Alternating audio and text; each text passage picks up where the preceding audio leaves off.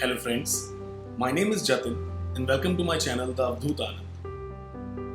बीते दिनों में लगभग 3 से 4 लोगों ने मुझसे ऐसा प्रश्न किया कि क्या व्यक्ति को अध्यात्म के मार्ग में एक गुरु की या शिक्षक की आवश्यकता होती है, और अगर हाँ तो फिर कितनी ज्यादा जरूरत है उसकी। और मेरे हिसाब से अध्यात्म का अनुसरण करने वाले प्रत्येक मनुष्य के जीवन में यह प्रश्न जरूर आता है, और ये बहुत अच्छा प्रश्न है। तो चलिए आज के वीडियो में हम ये डिस्कस करेंगे कि गुरु या शिक्षक का क्या महत्व है, और आखिर क्यों एक आध्यात्मिक व्यक्ति को अपने गुरु के सहारे की जरूरत पड़ती है, और उसके क्या फायदे या नुकसान हैं। तो आइए देखते हैं। गुरु का अर्थ होता है एक वह व्यक्ति जो आपके जीवन के जो डाउट्स हैं, जो आपके जीवन की शंकाएं हैं, उसके अंधेरे को हटा के आपको सत्य के दर्शन करा सके। ऐसे व्यक्ति को या ऐसे मार्गदर्शक को हम गुरु कहते हैं। एक आम आदमी के जीवन में अध्यात्म या सत्य का अनुसरण करना एक कठिन मार्ग है, क्योंकि जन्म के साथ ही हमारे जीवन में इतने सारे बंधन बांध दिए जाते हैं, हमारी झूठी आइडेंटिटी, झूठी पर्सनैलिटी बना दी जाती है, जिसकी वजह से हम सत्य का अनुसरण कर ही नहीं पाते हैं, और जब हम करते हैं तो वह हमारे लिए बहुत डिफिकल्ट हो जाता है। दोस्तों, उसके पहले हम आगे बढ़े, सत्य के अनुसरण ये जीवन के बंधनों के बारे में मैंने एक अलग से वीडियो बनाया है जिसका नाम है the cycle of life and death. इसका लिंक आपको डिस्क्रिप्शन में भी मिल जाएगा, और ऊपर दिए आई बटन से भी आप इसको एक्सेस कर सकते हैं। अगर आपको यह जानना है कि जन्म के साथ ही कैसे एक आम इंसान परेशानियों में उलझता जाता है, क्यों इस संसार को दुखाले कहते हैं, तो प्लीज इस वीडियो को जरूर देखिए। मूविंग ऑन, अब अध्यात्म का अनुसरण करने वाले व्यक्ति को बहुत ही अलग अलग प्रकार के अनुभव होते हैं, क्योंकि ये वो दुनिया को देख पाता है जो उसने पहले कभी देखी नहीं थी। हम बचपन से ही इस संसार को देखते हैं, जो हमें दिखता है, जो हमें महसूस होता है, हमें लगता है दुनिया वही है। लेकिन जब आप सत्य का अनुसरण करते हैं, जब आप अध्यात्म के मार्ग पे चलते हैं, तो आपको यह पता लगता है कि जो दिख रहा है उसके परे भी बहुत कुछ है, और शायद जो उसके परे है वही सत्य है। अलग अलग लोगों को अलग अलग अनुभव होते हैं। किसी किसी को बीपी का इशू हो जाता है, किसी किसी को अपनी बॉडी के अंदर अलाइनमेंट का प्रॉब्लम महसूस होता है। अर्थात अगर आप साधक हैं तो आप ये बात जानते होंगे कि कभी भी अगर आप मंत्र का जप करें या ध्यान करें तो कुछ समय बाद आपके साथ ऐसा जरूर होगा जब आपकी एनर्जी बॉडी या आपके जो सूक्ष्म शरीर है वो आपके स्थूल यानी फिजिकल शरीर के साथ इन सिंक में नहीं रहता है। आप बैठे होंगे और आपको ऐसा महसूस होगा कि शायद आप लेटे हुए हैं। आप सीधे खड़े होंगे तो आपको ऐसा महसूस होगा कि शायद आप टेढ़े खड़े हुए हैं। ऐसा इसलिए होता है क्योंकि आपका ऊर्जा शरीर इन क्रियाओं से जागृत हो जाता है।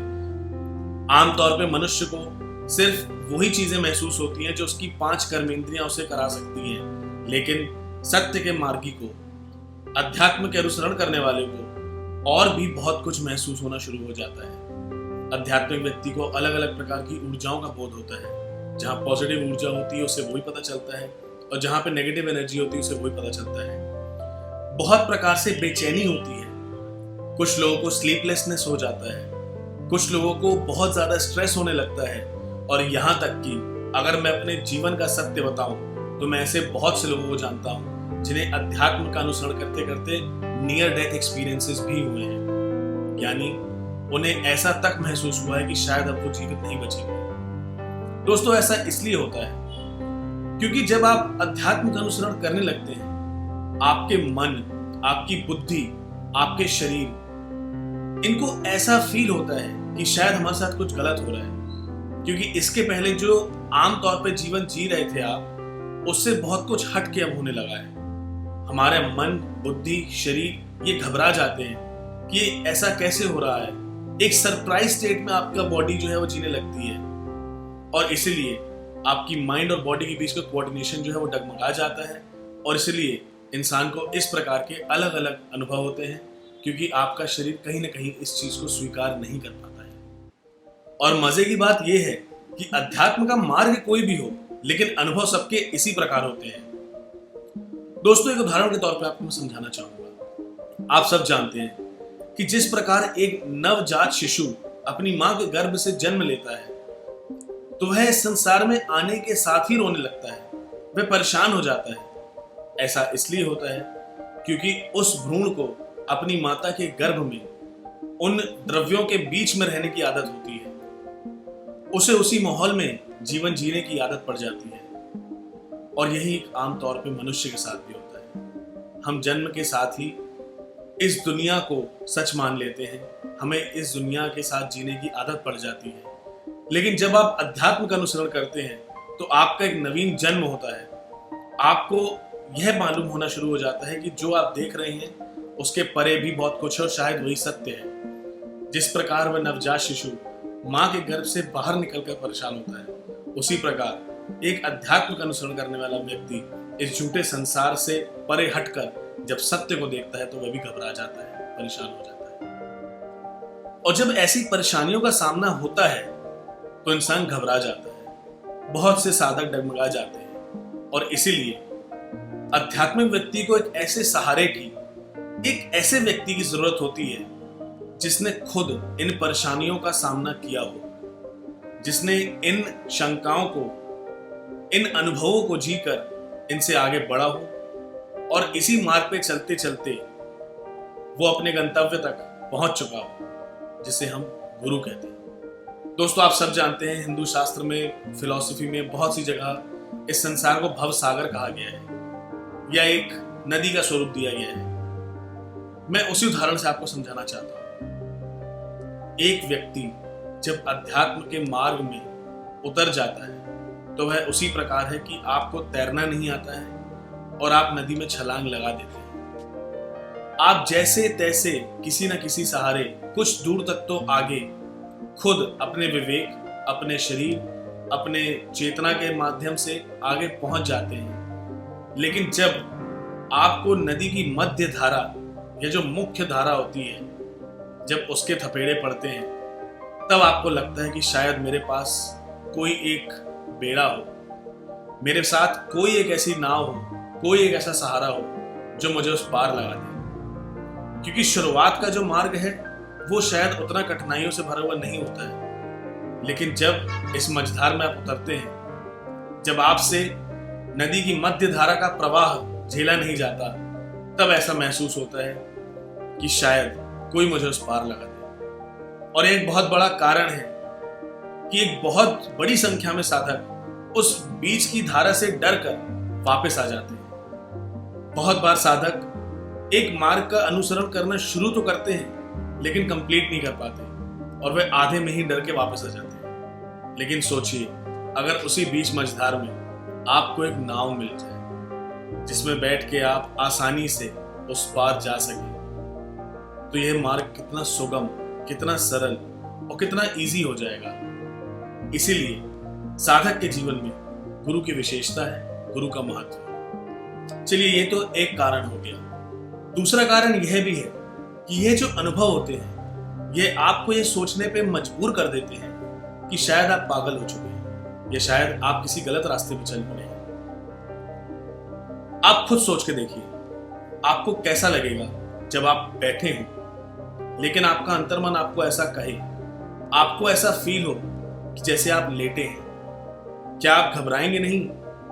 क्योंकि आप जो अपने शरीर को देख पा रहे हैं वो तो बैठा हुआ है, लेकिन आपकी एनर्जी बॉडी, आपका सूक्ष्म शरीर, वो शायद लेटा हुआ है। और इसलिए आपका जो अनुभव है वह आपको लेटा हुआ बताता है, लेकिन आपकी कर्मेंद्रियां, आपकी दृष्टि आपको बैठा हुआ दिखाती है। ऐसा इंसान जो ये सब अनुभव करता है, बहुत आसानी से वो घबरा जाता है और कई बार ये स्वीकार भी कर लेता है कि शायद वो पागल हो चुका है या कुछ तो परेशानी उसके मस्तिष्क में है। लेकिन ऐसा महसूस करते व्यक्ति को अगर कोई व्यक्ति उसके कंधे पे हाथ रखे और ये कह दे कि नहीं, जो हो रहा है उसे होने दो, क्योंकि यही सत्य के मार्ग का अनुभव है, तो उस परेशान व्यक्ति को इतना बल मिलता है, उस व्यक्ति के अंदर ऊर्जा फिर से एक बार प्रकट हो जाती है, उसे सहारा मिलता है। क्योंकि ये व्यक्ति डूब रहा होता है और गुरु आकर उसे सहारा देता है और फिर से तैरने के लायक बना देता है। इसलिए मैं तो ये कहूंगा कि गुरु का सिर्फ महत्व ही नहीं है, बल्कि गुरु का अतिशय महत्व है।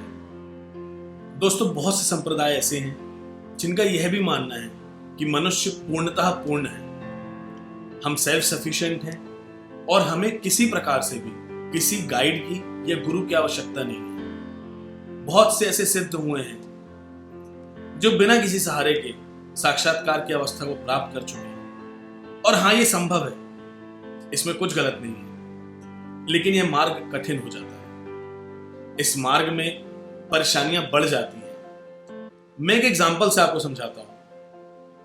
आप सोचिए कि आप किसी एक ऐसे दर्शनीय स्थल पे गए हैं जहां पे आप पहले कभी गए ना हो। आप जब वहां पहुंचते हैं तो बहुत से नए नए नजारे देखते हैं, अलग ही प्रकार की फिजा होती है, अलग ही प्रकार के दृश्य होते हैं। कुछ डरावने होते हैं, कुछ मनोरम होते हैं और कुछ आपको परेशान कर देने वाले भी होते हैं। अब ऐसे में अगर आप अकेले ही चल पड़ते हैं, जब आपको भयानक दृश्य दिखे, तो एक पॉसिबिलिटी है कि शायद आप डर के वापस आ जाएं। कई बार जब आपको मनोरम दृश्य दिखे तो चांसेस होते हैं कि आप शायद उन दृश्यों में उलझ के शायद वहीं अपनी कुटिया बना ले और वहीं रह ले और अपने रास्ते पे आगे ना बढ़े। या बहुत बार ऐसा होता है कि आप जब उन रास्ते की परेशानियों को देखें, कुछ ऐसे नजारे देखें जो शायद आपको परेशान कर दें, जो शायद आपको उलझा के रख दें, तो हो सकता है कि शायद आप अपने मार्ग पे ही शक कर लें कि क्या ये सही मार्ग है भी या नहीं। और इसीलिए इस मार्ग पे अकेले चलना बहुत ही कठिन होता है। लेकिन सोच के देखिए, अगर आपके साथ कोई ऐसा सहारा हो, एक ऐसा कोई टूर गाइड हो जो खुद उस मार्ग पे कई बार आया गया है, जिसने वहां के दृश्यों को बहुत ही अच्छी तरह देखा है, जो उन स्थान के पीछे की कहानी जानता है, जो वहां के दृश्यों के रीजन जानता है, अगर वो आपके साथ हो, अगर वह गाइड आपका हाथ थाम कर आपको उस मार्ग पे आगे ले चले, तो शायद आपको ना डर लगेगा, ना ही उन मनोरम दृश्यों को देख के आप उसमें आसक्त या अटैच होंगे, और ना ही किसी परेशानियों से आप डरेंगे। तो कंक्लूजन ये है कि अगर आप अपने आप को सेल्फ सफिशिएंट मान के इस मार्ग पे आगे बढ़ना चाहते हैं तो जरूर बढ़ें। लेकिन आपको जरूरत है अपने मन को पक्का करने की कि कहीं आप फिर उलझ के ना रह जाएं, क्योंकि कठिनाइयां बहुत आएंगी। लेकिन अगर आप उनका सामना करके आगे बढ़ सकते हैं तो जरूर बढ़ें। लेकिन अगर आप किसी गुरु के सानिध्य का अनुसरण कर रहे हैं तो मेरी बात को गौर से सुनिएगा। बहुत बार ऐसा होता है कि हम अपने गुरु से इतने ज्यादा आसक्त या अटैच हो जाते हैं कि जब हमें हमारा गुरु उस मार्ग के अंतिम छोर तक ले जाता है और मंजिल सामने दिखती है, तो हम अपने गुरु का साथ छोड़ नहीं पाते। उस पॉइंट पे हमें ऐसा लगता है कि शायद मुझे उस मंजिल की अब आवश्यकता नहीं है, क्योंकि रास्ते में इतना मजा आने लगता है, हमें अपने गुरु से इतनी प्रीति हो जाती है कि हम उसी में आसक्त हो जाते हैं।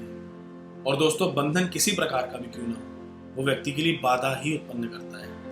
ये उसी प्रकार है कि हम एक डरावनी नदी को पार करने के लिए नाव में तो बैठ गए, लेकिन नाव में बैठने के बाद हमें नाव से ही प्यार हो गया। हमारी इच्छा, हमारी शक्ति, हमारी ऊर्जाएं उस नाव में ही लग गई और अब हमें नदी के दूसरे पार पहुंचने के बाद भी उतरने का मन नहीं हो रहा है।